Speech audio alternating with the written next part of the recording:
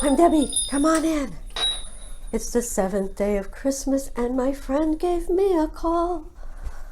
I can't take this anymore. I'm really sad.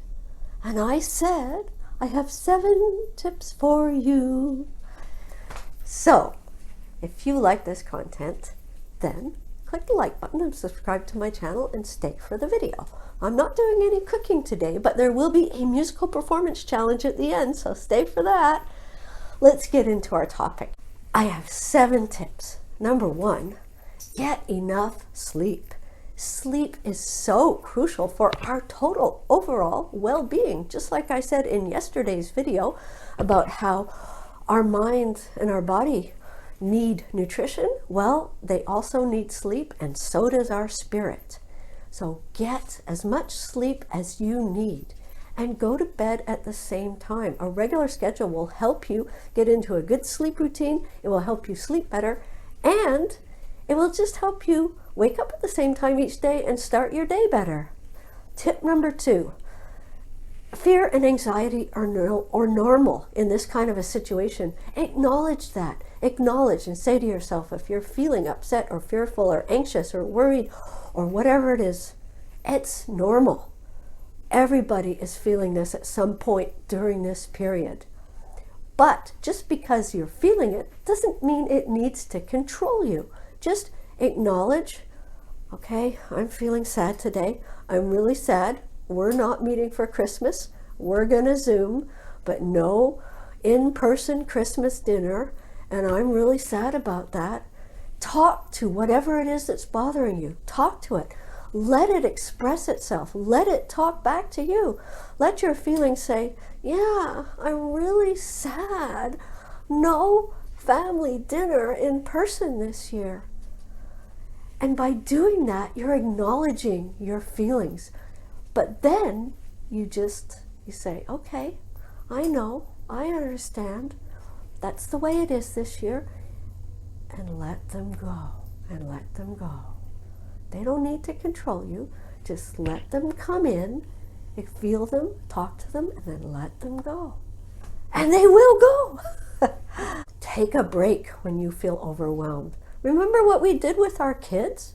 We'd give them a timeout. That's like putting a pause button on everything, and it gives you time to do all these other trips like I've given you, and come back and you feel better. So when you feel overwhelmed, take a break, take a time out. Tip number 4, when you're upset, step back and take a long, I can't talk today, and this is a vlog, so I'm not editing this, so you get my bloopers right during the whole video. When you feel upset, take a step back and take a longer term view. So, okay, today I'm really sad. Right now I'm really sad, but I might not be sad in an hour. I might not be sad tomorrow. So step back and recognize that your feelings don't last forever. Our feelings wax and wane and change throughout the day. So step back and just say to yourself, I'm going to feel better later, or I'm going to feel better tomorrow, or I'm going to find a way to make peace with this thing I'm not happy about, whatever it is. And you will. Keep saying to yourself, okay, I'm going to find a way to make peace with this. And I'll tell you a story. So it was the beginning of October when my husband and I, we decided we're not gathering for Christmas dinner, and we basically just told the kids, very sorry, but we're not going to leave our homes on Christmas. And we'll just do a Zoom or something else. But inside, I was really unhappy about this, but I knew it was the right decision, because the idea is we give up having an in-person Christmas this year so that we're all healthy and together next year for Christmas. And every day I struggled with it, and I struggled with it. But I kept saying to myself, you're going to find a way to be happy with this decision. You will. Just give it time. Give it time. Maybe it's not today. Maybe it's not tomorrow. And you know what? It took me about a month. But after a month, I was kind of like, you know what? I'm really glad we made this decision. I'm really glad, and I'm happy with it now. I mean, it's not the way I want things to be, but given the situation, I'm really happy with the decision. So take a long-term view and give yourself time, you know, to work through whatever it is you need to work through. And if you're really struggling with something and it's really bothering you, step back and say, it's going to change, it's going to pass, I'm going to figure this out. And if you have to keep saying that every 5 minutes, or write it down and put it someplace in your house where it's prominent, that way it's going to keep reminding you, this is going to change, I'm going to figure this out. In the long term, it's going to be different. You know, whatever message is going to help you, write it down. Number 5, don't get into negative disaster thinking. Oh no, we don't have Christmas this year.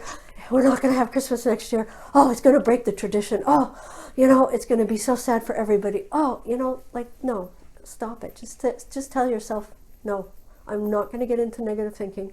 I'm not going to get into disaster thinking, because it's not a disaster. There are ways for us to do a different Christmas, but it can still be Christmas, or whatever holiday you are celebrating. It can still be a holiday. It's just going to be different. So use your creativity and figure out ways to make it positively different. This is not the end of the world, and it's not the end of your world. It's a change. And look at my t-shirt. It's too cold for me to wear this t-shirt, so I'll show it to you instead. You see what it says? It says, change brings opportunity. And we have so many expressions to say the same thing. In every cloud, there's a silver lining. That's another expression. So look for the positive. Look for the opportunity. Look for the silver lining. Because in every change, bad or good, there is always something positive that you can get out of it. So look for that. Go find it. Be creative and go find it. Tip number 6, check in with your body. If you're feeling down or upset or antsy or whatever it is, just take a pause, check in with your body. Am I thirsty? Am I hungry? Am I tired?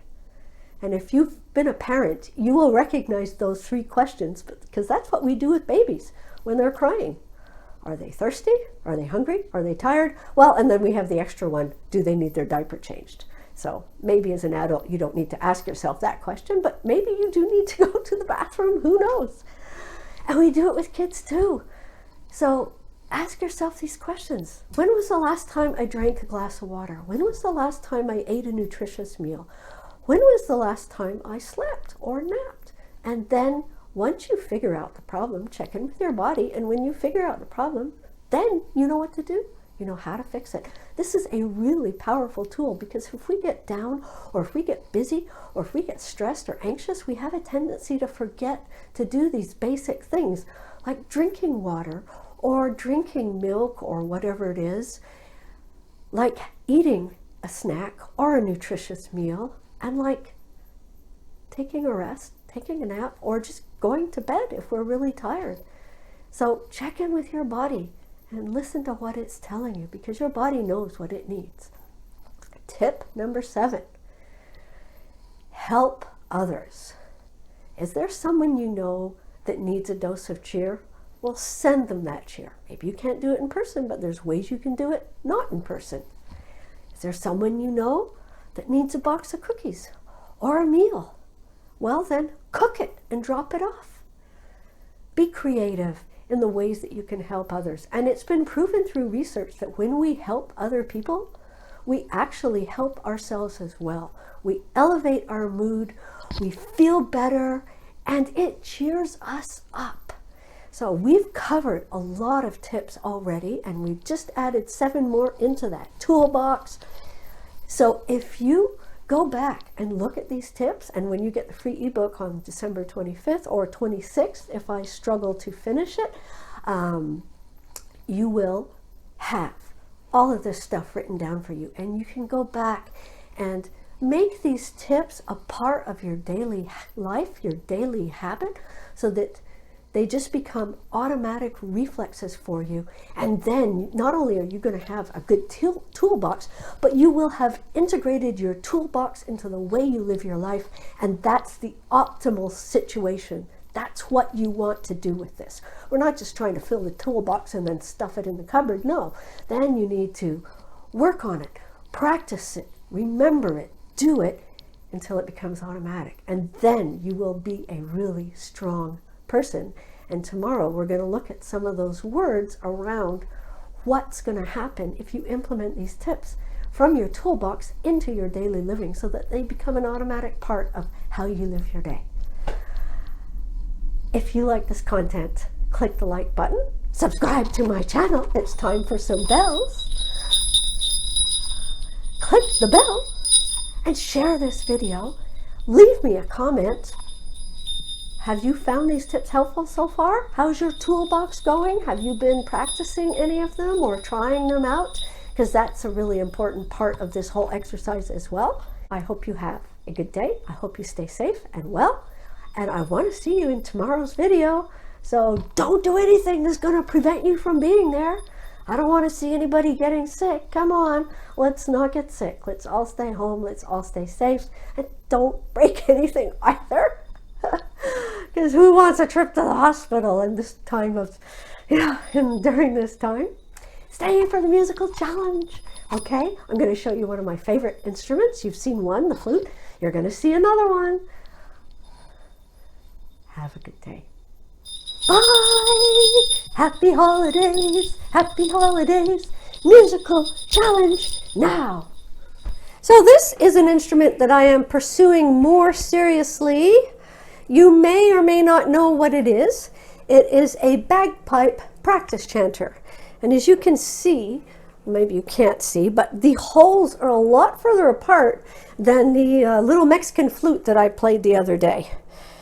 And I kept struggling with wanting to space my fingers further apart. On that little Mexican flute, my fingers were like this, but on the bagpipe practice chanter, they're like this, and this is supposed to be the same spacing pretty much as on a real bagpipe. So, now, like I said, I have not read any sheet music. I have never played the 12 Days of Christmas, there we go, I'm like getting my tunes all confused, on this instrument ever in my life. So we're going to see if I can do it or not. Let's see what happens. And there's only 9 notes on this instrument. It has a very short range, no flats, no sharps. So we'll see what happens. I'm starting on low A.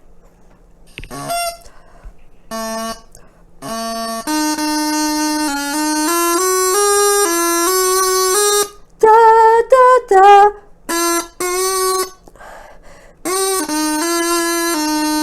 And I started to tongue, and I'm not supposed to tongue, so let's see.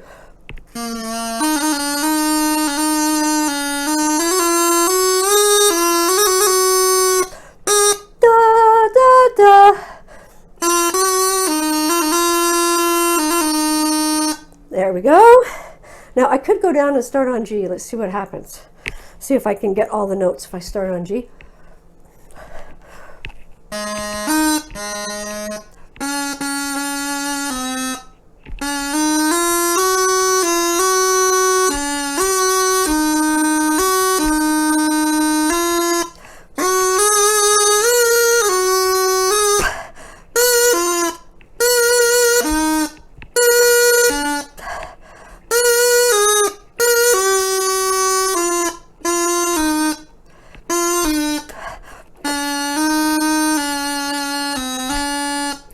Well, I confess, I'm not used to holding it like this. I'm used to resting it on a table.